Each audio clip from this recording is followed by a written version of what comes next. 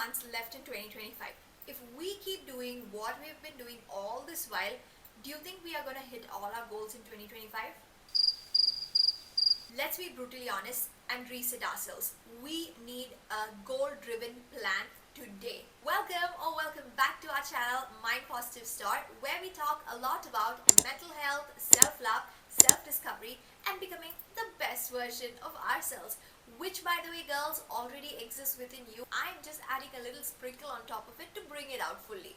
Okay, in a hot minute that I've posted something on Mind Positive Store. Girls, don't come at me. I've understood that I need a free week in between each of these months to actually reset myself, to actually prep for the video, get the research done, and plan my whole script, because it's very difficult doing it continuously every single week. If you already don't know, I run a business, Mind Positive Store, where I sell planner cum journals. I also have a 9 to 5 job.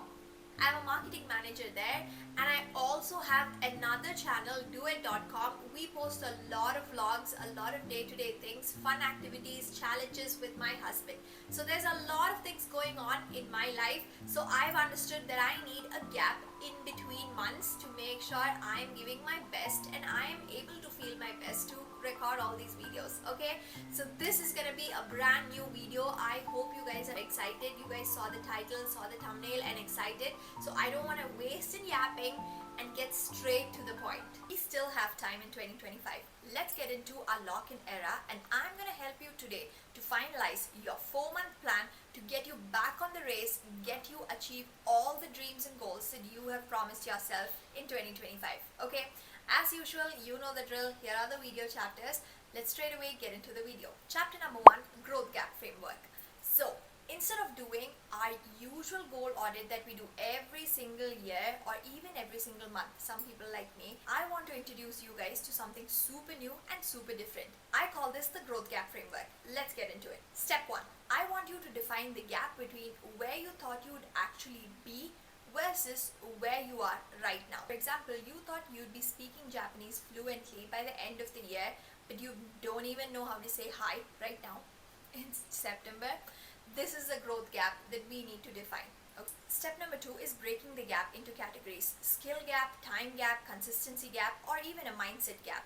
Define and understand where the gap exists. Is it you not consistently showing up to the gym? Is that the gap, but you already have a membership? Find out the right answers for you. Step 3, and the most important one, is to choose one gap, if solved, can move everything forward. Don't worry, I have an example here. In my case, the gap was my morning routine. I had plans to wake up early, go to Pilates classes, make my own healthy meal, like a lot of things revolving around my health, a lot of things revolving around making sure I'm using my time productively. But the biggest gap was my morning routine. I knew I'm wasting a lot of time in the morning, either by waking up early and not utilizing it properly, or by waking up late, or waking up super tired that I have no energy to proceed my day. That's where I identified my gap and I resolved it. I basically made sure I'm giving myself the right kind of tools, the right kind of routines to help me make the most out of my morning routine. Guess what? That solved my problem. Chapter number 2, the big needle movers. I'll explain. Now that you know your biggest gap, let's double down and see what actually moves the needle here. I want you to pick 1 or maximum 2 actions can actually help you fill that gap. And obviously you need to stay committed in this action for the rest of September to actually see something as results. Not just this, I also want you to cut down on dead weights, things, activities, people that's actually weighing you down, which is taking more of your energy, more of your time than what it actually is supposed to take.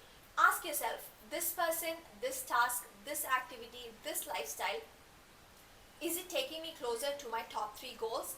If yes, then keep it. If no, cut it down, delegate, park it, move away from it. I know this chapter would have been a little more complicated for my girls. Let me break it down. As I told you, one of my biggest gaps that I saw is me not utilizing my morning routine properly. Here are 2 actions that I actually did that solved the problem for me. And I'll also explain you guys what were my dead weights. 2 actions that I started was 1, waking up consistently in one time every single day.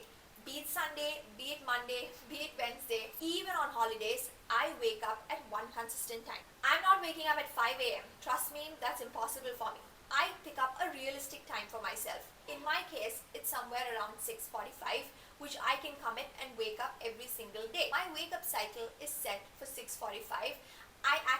Right now, I actually don't even need an alarm clock because my body is set in a way that I wake up prompt at that time. Second action in my case was planning. I used to procrastinate my planning and do it just before I start my work time, which actually didn't help. I'm losing that first 2 to 3 hours of the day and not doing anything productive. Instead, I choose to plan first thing in the morning. I wake up, do my usual things in the morning, and sit down for planning at least by 7:50. I have to sit down with my cup of lemon water or my detox drink, and I sit and journal and plan literally for next 20-30 minutes. I dedicate that time for myself.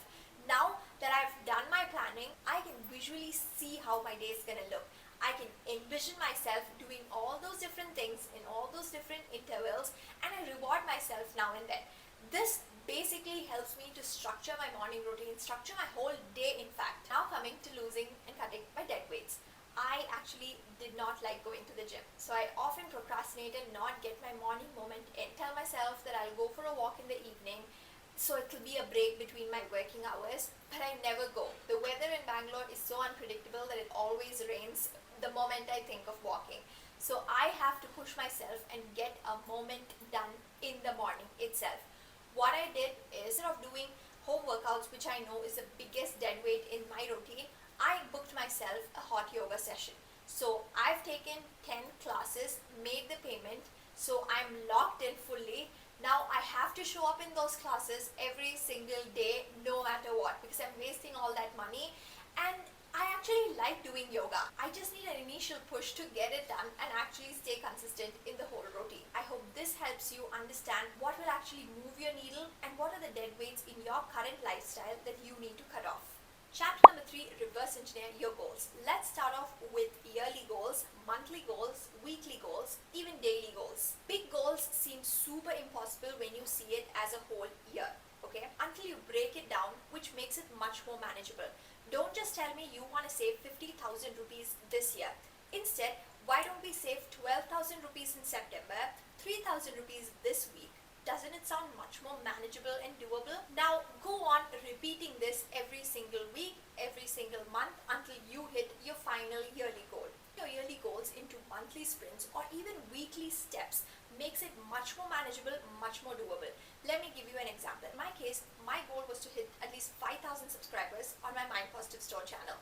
Obviously, if I see it as a goal, it may seem really big to me, super overwhelming, that I feel super pressurized and I end up doing nothing.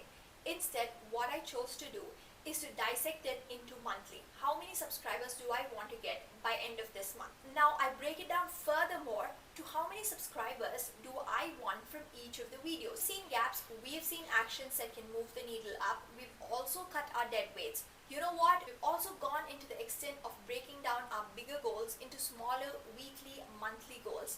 Now, I can guarantee at least 50% of the people will still fail after doing all this. Let me tell you why. Chapter number 4, tools and insight hacks, can give you a foolproof action plan to get your goals done in 2025. I'm going to give you 3 hacks/tools to help you here. The first one is a 2-hour rule, where I want you to schedule 2 hours weekly only dedicated for you to work on your number 1 goal. It can be anything. Say your goal was to write a book. I want you to dedicate 2 weeks every single week where you uninterruptedly sit down and write and focus for that 2 hours only. 2 hours in a week is not too much to ask, right? Hack number 2 is Notion dashboard. You need not use Notion. I am a big supporter and believer that Notion can change people's lives. You have other tools or apps like Trello, ClickUp, anything that you use, even your planner cum journal that you use, that also should do. But what I want you is to have one particular space or a place where you have written everything down. From your yearly goals to your monthly goals to your weekly goals, everything needs to be visible and available for you to look up instantly in one particular place. Notion makes it so much more easier because you can create different pages, different dashboards, different versions, and help you track the whole system just like a project plan. Instead of you spreading your goals across 5 or 6 different apps, sometimes even in a notebook, then you have an app to maintain your habits, then you have your app maintaining your finance, everything is all over place. Trust me, Notion has it all under one roof. The last hack is IIH, implementation, intention, habit. Instead of saying, I'll work out this week, change it and reframe it like this: I will action at time in place. Now let's put it together. I will write for 20 minutes at 7 a.m. at my desk.